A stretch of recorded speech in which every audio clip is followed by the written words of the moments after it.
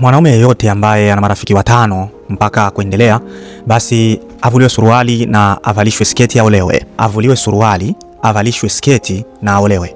Nikitaka kumaanisha hivi, wanaume wengi wanashindwa kuishi peke yao kwa sababu wanafikiri ukiishi mwenyewe kuna shida fulani hivi ambayo wao wenyewe hawajaiona, lakini wanasubutu kuikwepa. Lakini ukweli ni huu, mwanaume ambaye anaweza kukaa peke yake, huyo ni mwanaume wa kuogopa sana hapa duniani. Mwanaume ambaye anaweza kukaa peke yake, kuishi peke yake kwenye maisha na mazingira tofauti tofauti, huyo ni mwanaume wa kumuogopa sana hapa duniani. Nisikilize vizuri, mwanaume ambaye kila wakati anataka kukaa na watu, kila wakati anataka kukaa na marafiki wenzake sijui nini, huyo ni mtu ambaye hajajijua vizuri, kwa sababu mtu ambaye anajifahamu vizuri huwa anapenda kukaa peke yake. Nikisema kukaa sio kukaa tu kama hivi, lakini kuishi.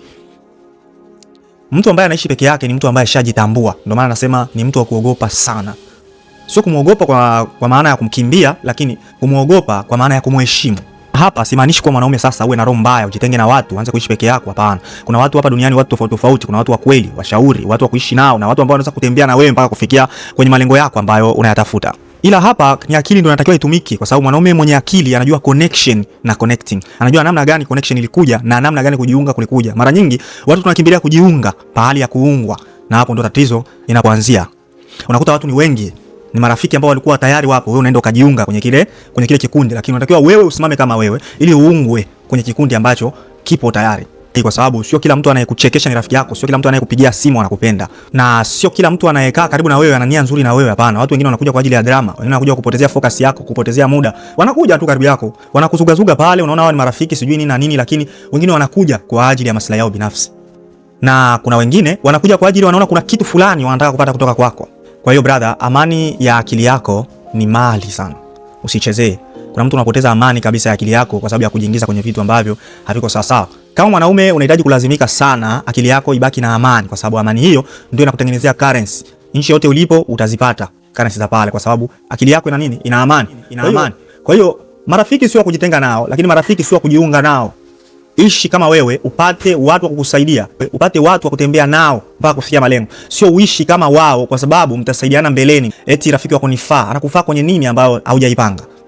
Kuna mwanaume utakuta na marafiki wengi lakini hana peace. Kila siku ni story, pressure, competition isizo na maana mpaka kichwa kinauma. Lakini mwanaume ambaye ni mwanaume utakuta hana marafiki wengi, peace anayo, kimya, na anajua nini anachokifanya. Na huyo ndiye mwanaume anayeogopwa kwa njia nzuri, kwa sababu hayumbishwi na watu kirahisi. Upweke ndio mfundisha mwanaume vitu vikubwa. Kama unadhani kujiingiza kwenye vitu visio na maana ndio utajifunza vitu vingi, hapana. Sababu ukiwa mpweke hakunaga show off, hakunaga kujifanya, hakunaga kujivalisha mask. Mimi ni mtu fulani kumbe huko hivi. Ukiwa peke yako, hapo unakuwa ni wewe, unajisoma wewe mwenyewe ni nani. Kwa sababu ukiwa peke yako haupo mwenyewe, unabaki wewe na mawazo yako. Na hapo ndio unaanza kujipata saki akili. Ukiwa peke yako utakuwa unagundua weakness yako ni nini. Ukiwa peke yako unagundua makosa yako ni nini. Ukiwa peke yako utajua wapi pa kufanya, wapi hapastahili kufanya, na utajua nini unachopenda na nini ambacho ukipendi, kwa sababu uko kimya peke yako. Watu wengi ambao wanajifanya wana marafiki wengi na ndio wapweke sana kiakili. Anaonekana mpweke, lakini ukimwangalia vizuri unakuta kuna watu wanamzunguka. Kuna watu wapo karibu yake lakini yeye ni mpweke. Kivipi? Kwa sababu upweke sio kukosekana kwa watu, lakini upweke uko ndani yako wewe mwenyewe unajiwekea. Hata watu wapo, mimi nitabaki peke yangu, ndio unakuwa mpweke. Mwanaume anayekubali kukaa peke yake kiakili, huyo ndiye mwanaume ambaye anakuwa zaidi kimaisha. Hizi ni sifa za wanaume. Tunazungumzia sifa za mwanaume ambaye anatakiwa kuvaa suruali. Lakini huyu mwanaume mwingine anatakiwa kuvalishwa sketi, aolewe mapema sana. Bado hatujakwenda mbali, fanya kitu cha hekima sana. Subscribe account hii ili kuendelea kupata maudhui kama na haya, kwa sababu kuna watu ambao nawashangaa sana na kuwastaajabia sana na zaidi ni wale wanaume ambao walikufa kabla hawajasubscribe channel hii. Mwanaume ambaye anajifunza kukaa peke yake ni mwanaume ambaye anakuwa haraka zaidi. Watu wengi hawapendi kukaa peke yao kwa sababu moja tu au mbili. Sababu moja ya kwanza ni kwa sababu kukaa peke yako kutakulazimisha kwanza kufikiri vyema. Unakuta mtu hapendi, kwa sababu anaona akikaa peke yake mawazo mengi sijui nini, niende nijichange kwa sababu ni nini, nitoe mawazo yale. Kumbe unapotoa mawazo kama mwanaume unatoa maisha yenyewe, unaitia pembeni. Alafu unabaki kama ulivyo, kama mti, unakuwa kama mti na mwisho wake unaanguka kimya. Mtu ukijifunza kuishi peke yako ni lazima ukutane na maswali magumu. Wakati unapojifunza kuishi peke yako ni lazima ukutane na maswali magumu. Je, nina discipline kweli? Maisha yangu mimi mwenyewe yanaenda wapi? Nina vision ama naishi tu? Kwa sababu kuna mtu ambaye anaishi hana vision. Sasa ukiwa peke yako, maswali haya magumu yataanza kuja. Unajikuta unajiuliza, Niko surrounded na watu sahihi ama nina watu wanaoniumiza kichwa na kunimaliza? Maswali haya ni magumu kujiuliza na kupata majibu yake, lakini wakati unapofumbua majibu yake unakuwa nayo, ndio maswali yanayomjenga mwanaume ambaye anastahili kuvaa suruali. Leo dunia inawafundisha watu kutafuta attention, followers, likes na approval.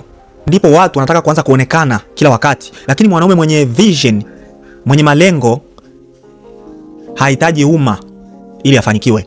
Mwanaume mwenye malengo hahitaji umati wa watu ili afanikiwe, kwa sababu anajua thamani yake. Hata akiwa chumbani peke yake bila mtu yeyote wa kumfanyia kelele, ni lazima atafanikiwa tu. Mwanaume, ili kuwa mwanaume sio watu, lakini watu ndio wanaofuata wanaume. Kuitwa mwanaume sio kuwa na watu, lakini kuwa mwanaume ndiko kunakoleta watu. Hapo ndipo self respect inapoanzia. Self respect ni nini? Ni pale ambapo unapoweza kujisemea, mimi kama mimi, hata kama hakuna anayeniona, bado nitajiheshimu. Mimi kama mimi, hata kama hakuna anayenishangilia, bado nitajenga maisha yangu. Mimi kama mimi, hata kama watu hawanielewi, bado nitasimama kwenye misingi yangu niliyojiwekea. Na huo ndio wanaume wa kweli, hakuna kingine.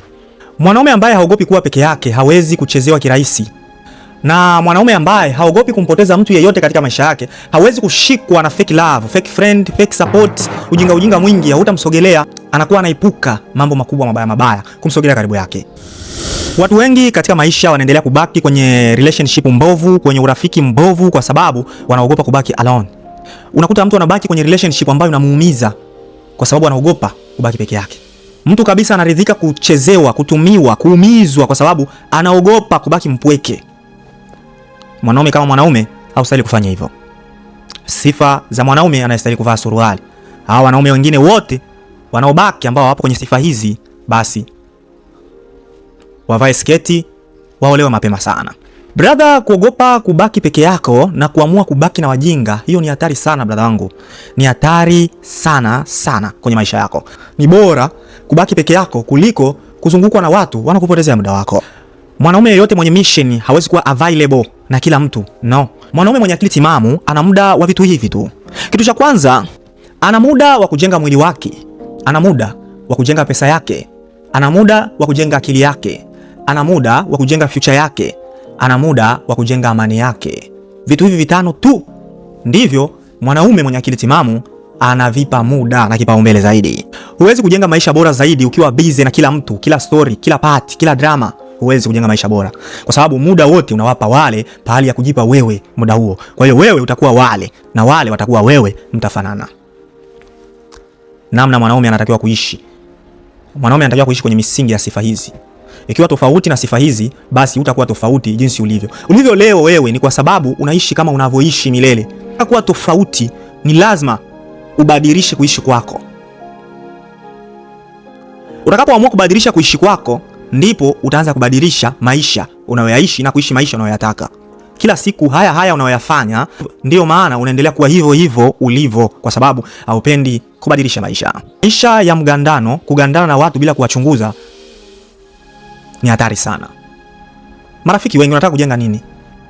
Wanataka kujenga company. Kuna hatua mwanaume anatakiwa afike aseme, sasa maisha yangu yanahitaji focus na sio company. Na hiyo haimaanishi unakuwa lonely. No, inamaanisha unakuwa seriously. Upweke ni pale ambapo unajikuta unateseka kuwa peke yako, lakini kukaa peke yako ni pale ambapo unaamua kwa makusudi kabisa, kwa sababu unakusudia jambo fulani ambalo hao wengine wangeliumbisha. Unaanza kukaa peke yako. Unaamua kutoka kwa sababu ujenge, utunze na ujirudishe katika njia sahihi. Mwanaume mwenye akili anajua kutumia solitude kama silaha, kwa sababu akiitumia vyema huwa afeli kimaisha. Sio kukaa kimya kuanza kuhangaika, lakini ni kutulia peke yako, kuanza kujijenga bila kupotea na kuendelea kimaisha. Watu watakuhukumu, sio kwamba watakuachia. Watakuhukumu, watasema unabadilika. Mbona uonekani siku hizi unajifanya mwenyewe tu. Mara utasikia wanasema una kiburi, siku hizi una kiburi sana. Lakini huo sio ukweli wa maisha, huo ni uongo. Ukweli ni kwamba sio kila mtu atafurahia vision yako, na kumtambua mtu sio sana. Huwezi kumtambua mtu mnafiki, lakini utatambua tu vitu vyako haviendi wakati utakapokuwa naye, lakini yeye huwezi kumtambua kwa sababu watu ni wengi wanajifanya, lakini watakwambia wewe ndio unayejifanya kwa hivyo. Kwa hiyo sio kila mtu atafurahia vision yako, ni kumkwepa tu hivyo. Watu wengi walikuwa wakikufurahia wewe yule wa zamani, ulikuwa unacheka na kila mtu, unapatikana kila wakati, huna kitu cha kupoteza kwa sababu huna kitu. Hauna loss kwenye maisha kwa sababu huna kitu. Unapoanza kuwa na loss, unaona hiki nitapoteza, ni pale ambapo unakuwa na kitu. walikuwa wakifurahia sana, kwa sababu akikwambia twende huku unaenda, turudi huku unarudi, unaongea na kila mtu, unacheka na kila mtu, unapatikana na kila mtu. Na ndipo wakati na wewe utapatikana kwenye kila kitu. Kwenye mateso utapatikana, utajiri utaonja nusu, kwa sababu kwenye utajiri kuingia sio kirahisi kama kwenye umaskini. Kwa hiyo utapatikana na kila kitu, lakini utajiri utakukimbia. Tunaongelea mwanaume anastahili kuvaa suruali na maisha anastahili kuishi. Ukiishi kinyume na hii, ukajichanganya kwenye maisha, basi utakuwa mixed, na utakuwa mixed na wale ambao unajichanganya nao. Kwa hiyo unatakiwa uangalie ni watu gani ambao unaweza kujichanganya nao kimaisha, sio hawa ambao unaishi nao. Na unaanza kutambua watu kujichanganya nao wakati unaona maisha yako yakoje, yako sawa sawa. Maisha yako yakiwa sio sawa, basi anza kuamua kutoka. Kukubali kila mtu, kuishi na kila mtu, sio kukosa mipaka. Mipaka ni lazima kwa mwanaume, mipaka ni lazima, boundaries. Ulipokuwa unajidharau, ndio maana kila mtu alikupenda, alikuchekea kwa sababu aliona comedy kwenye maisha yako, lakini mara unapoanza kujiheshimu tu, ni lazima watu wakuchukie. Kwa sababu kujiheshimu ni sifa njema. Kujiheshimu ni cheo. Kuna mtu aliyekuwa akijiheshimu 10% zaidi yako, wakati wewe unajiheshimu 20% nyingine, basi unaanza kumtoa kwenye kile cheo chake. Ni lazima akuchukie. Na kukuchukia sio mbaya, ni sawa.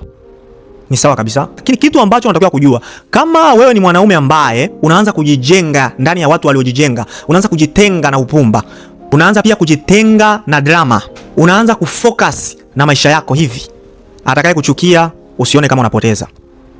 Yeyote atakaye kuchukia usione kama unapoteza.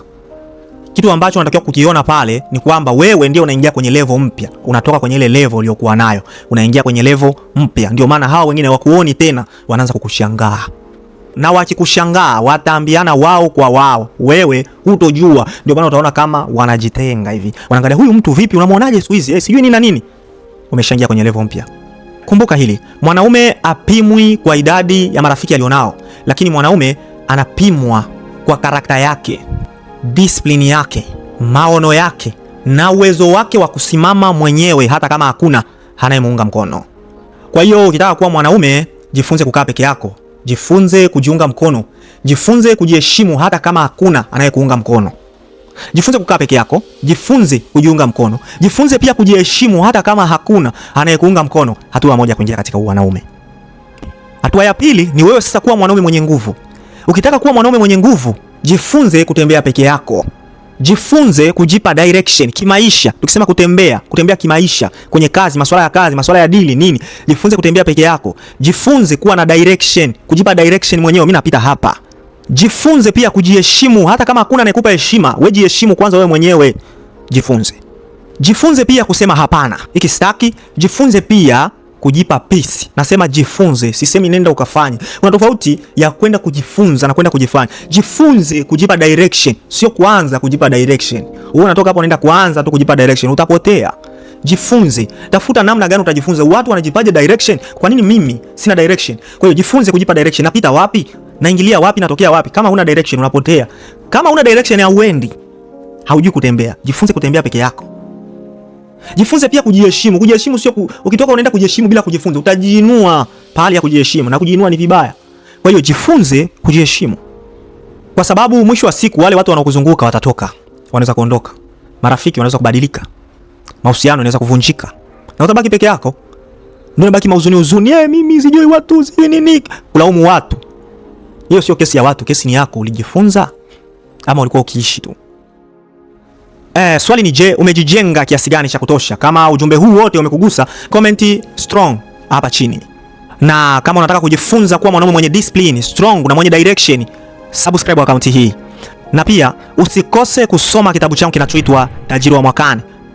Kwenye kitabu hiki utajifunza mambo mengi, utajifunza jinsi ya kuwin mbinu yako ambayo unaipanga, jinsi ya kufikia malengo yako kwenye mwaka mmoja. Subscribe channel hii na ushare video hii kwa watu wengi. Mungu atakubariki. Sio mwingine, ni wako Mwalimu Kelvin Ndume, na hii ni EJC Speaker. Hapa tunaangalia makweli ya maisha. Kelvin Ndume. Elimika na Kelvin Ndume.